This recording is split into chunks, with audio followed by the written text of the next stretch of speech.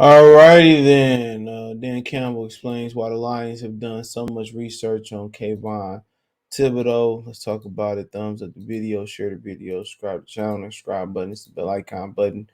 Hit all notifications, increase chance notifications. We go live and drop a video. Check out Detroit Lions Talk playlist for more videos like this. Okay, so it says Dan Campbell explains why Lions have done so much research on Kayvon Thibodeaux. The Lions are doing more than their due diligence on Kayvon Thibodeaux to see if he fits what they're trying to build. And like I said before, sometimes it's exceptions. It's exceptions when it comes to that. It's exceptions, bro. That's what people don't understand. You think, all 50, 60 some players put to practice squad and coaches fit what Bill Belichick trying to do? No. No, they don't. Sometimes they can mature into that, or sometimes they can get with the program. If they don't get with the program, then they gotta go.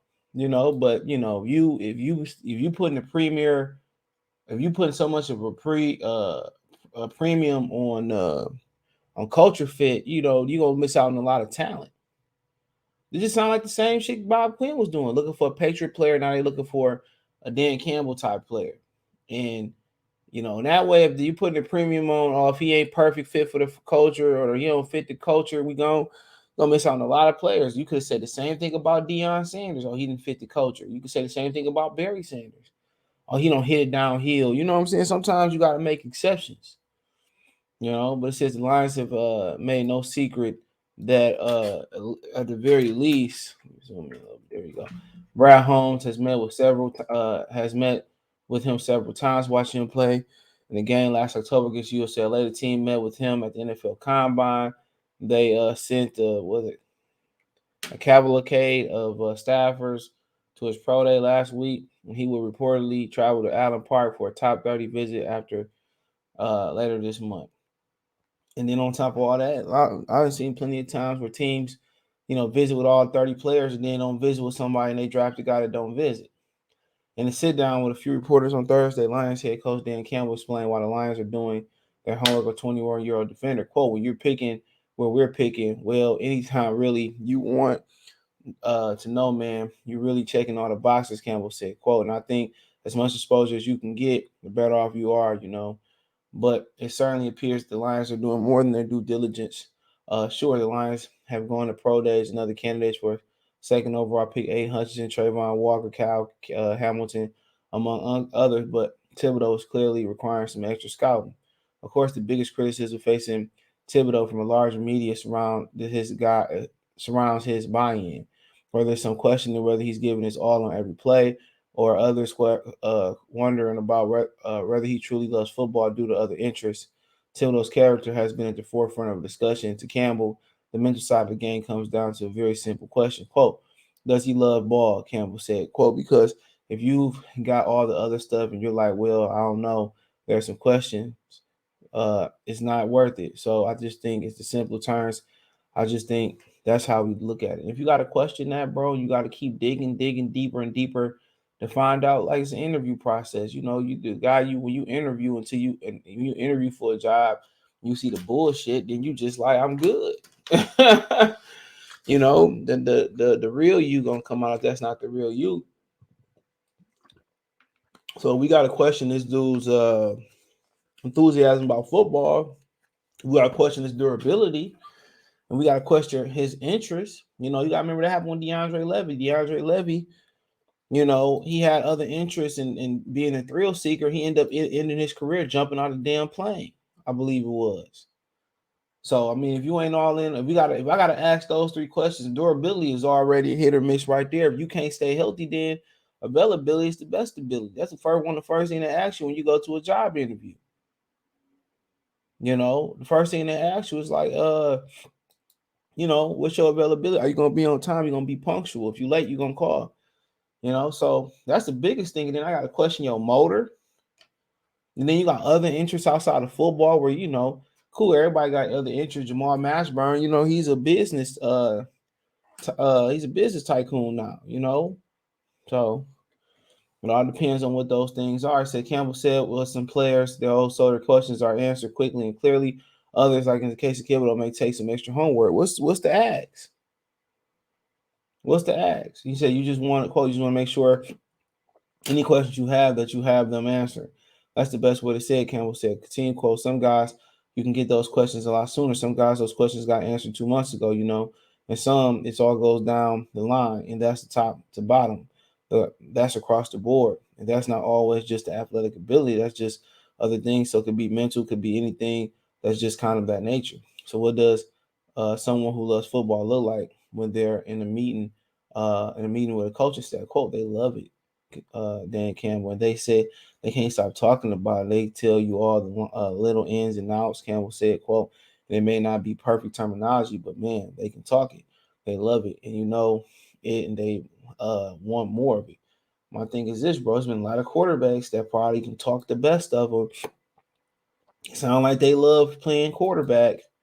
Jamarcus Russell, Ryan Leaf, but they ain't no good at it. So it's no real straight answer when you talking about this. You got to just look them in the eyes. And some of these people today, especially these women, they can look you right in your eyes, and they can straight up lie to you, and you wouldn't even know until the time came that they was lying to you.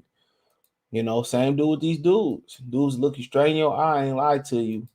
And then when you find out the truth, then rubber got to meet the road, and they want to beg and talk all this shit, knowing they got to take this ass whooping to take this work, whatever it is. Now I'm about to dish out. You feel what I'm saying? So, I mean, it is what it is, But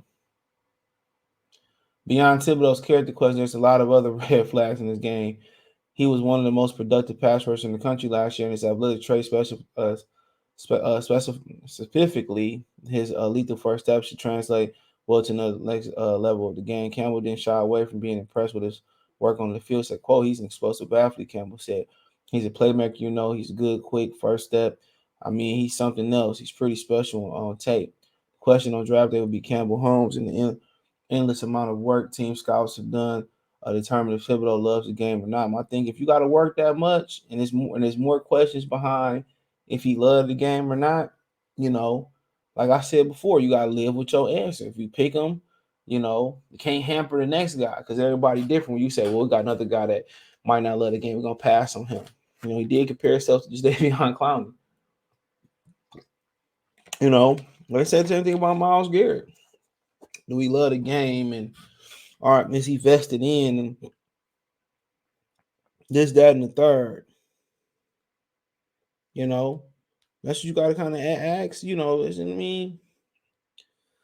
If you gotta ask those questions, then we got other questions about durability, and then you got other interests. And like I said, if you think about it, bro, you look at somebody like Malik Willis.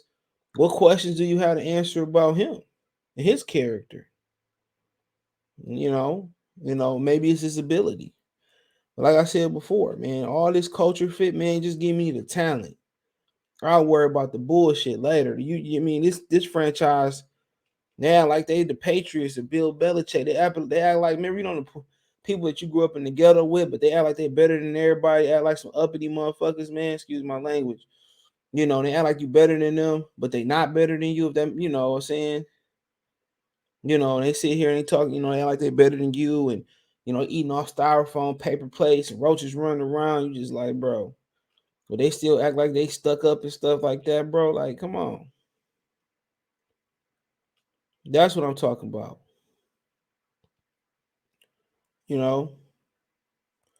That's what I'm talking about. And at the end of the day, that's what they coming off as. You a piss poor bottom fucking conference. Kayvon Campbell will probably rather not come here other than the bump and pay from 2, 3, 4, 5, 6, 7, 8, 9, 10, or wherever he go. Y'all acting like the uppity motherfucking people that's really ghetto and in the slums and trying to fight out the slums. You're not from the suburbs. You don't live in Novi. You don't live in West Bloomfield, nigga. You live in the hood. Y'all trying to act like y'all uppity and y'all special. He probably like, I don't want to go there no way. Other than me making a lot of money, or more money than a third pick, I don't want to go there anyway. So then beggars can't be choosers, and that's what the Lions coming off as. It's true beggars. They coming off as beggars. But they trying to act like they choosers. Straight up and down. You know, they trying to act like they uppity and they so type of great program. That's like University of Ohio. No offense to them, I'm just using an example. You know, trying to act like trying to come to your living room and act like they Ohio State. You know what I'm saying? You know, or they Cincinnati University. You know what I'm trying to say? Trying to come in, act like they so good and their meal plans are good. You're gonna get a top education or whatever like that, this, that, and the third. But they Ohio University. You know what I'm saying? You know, and that's what the Lions coming off at. And they came off that with Brad Holmes. They looking for a Pacific prototypical player. But at the end of the day, you need talent. That's what you need. And this just coming off the same way. Now, at the end of the day, you got non-negotiables. Durability should be one of the non-negotiables. If you can't stay healthy, then hey, I understand that. If we feel like we can maintenance this guy and he can stay healthy, fine. Yeah, I get it. You know, you know, if you don't love the game and you quitting in RB, they came from one play where in Utah he made a business decision. You see Matt Corral injure himself, you see David Ajabo. I'm not mad about that. You know, most defensive ends make a few impact players a game, if that, and they slide their protection. So of course nobody giving 100% effort every time. And the guys who do got high motors, they still have lows, you know, in their game. So really what you really concerned about is, you know, you're really concerned about the durability and the other interests. So, you know, like I said before, with other candidates, you don't seem to have this question. With Jermaine Johnson, with Malik Willis, you don't seem to have this issue. You know, if you ask like, what's the issue with Trayvon Walker? You're not taking a run defender at number 2. Just simple as that. He's an undeveloped pass rusher that may not develop, but he might be a very versatile weapon in the run game. An occasional situation. When you talking about best pass rushers in the game, he probably not top 10 in this draft, and I'm just giving a broad number. He definitely not Jermaine Johnson, Aiden Hutchinson, Kayvon Thibodeaux, George Karlaftis, some of the guys I said. He's not a great edge. He's not going to get to the pass, no pass rushing moves. He raw, and that's probably why they moved him around to get matchups in Georgia. But that's another, talk another day.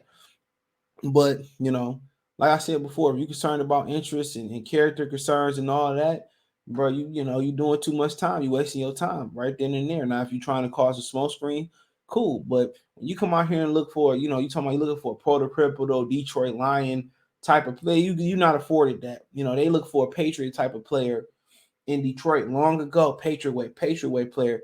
And look, we got no fucking talent. Y'all looking to build the trenches. We've been building the trenches for the last 12 fucking seasons, bro.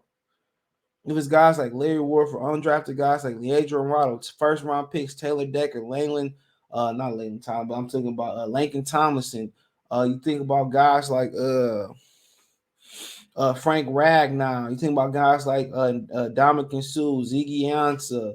And then you took tight ends, was 2 tight ends in the last 12 years, which is part of the offensive line too. You've been building trenches forever. Nick Fairley. Somewhere down the line, y'all took Cliff Averill, Willie Young in the 6th round. There's been a whole bunch of guys. They've been building these trenches for a lifetime. They've been building these trenches for a very long time. They've been looking for a Pacific player since Bob Quinn came here, looking for a Patriot way player. Now, Brad Holmes, I'm looking for a Campbell type player. A blue man, forget all that. Beggars can't be choosers. The deprived can't be picky. You need the best available talent. You need elite talent. And if it's a tie, then you go with the best available need then, or you flip a damn coin. They're acting like that ghetto bougie family that's just as ghetto and poor as if not poorer than everybody else. And I don't like it. I don't care about none of that. They said that about Randy Moss, and that nigga was productive. Right? There's been concerns about other Myles Garrett. He's been the most productive. You can be a hard worker. You can have clean character and still be booty cheeks in this game. I'm not worried about character. I want you to come in, work hard, be a good person, all that type of stuff. I don't want you to go out there and get no trouble, nothing like that, whatever like that. But like even the people who never been caught for a crime have committed a crime, no matter how petty and how big it is. You know what I'm saying? They just ain't been caught. You know, people make mistakes. You know, but at the end of the day, durability and having other interests, I understand that. You know, and this could be a smoke screen, but they gonna get in trouble looking for that quote unquote Dan Campbell type player because they don't win championships. Sorry. Divas, you know, upper echelon, cocky motherfuckers, they win championships. They more part of winning championships. Look, that's probably one of the reasons Aaron Rodgers didn't go higher. Nobody talk about this because he a dick. But you know what? I take Aaron Rodgers on my team before I take a very nice guy, Tony Romo. A very nice guy. Now, if you turn around and you get Russell Wilson, a God-fearing, good, seem like on the surface a good man, so be it. A lot of times you think you're getting Russell Wilson, he turned out to be Tiger Woods. Sometimes you just, no matter the NFL got the best investigators, sometimes you just don't know. Simple as that. Sometimes you just don't know. He got caught making a mistake. All the stuff that Michael Irvin, Benny Blaze, Brett Perriman did in Miami, looking at that first Miami documentary, even some of the second guys, what Ed Reed did and them drinking and stuff, Warren Sapp. He went on Ryan Liff went on a visit there, and he talked about how him and the Rock in a limousine with Warren Sapp drinking and having fun party with strippers and shit. That's not Warren Sapp for being a great player. People make mistakes.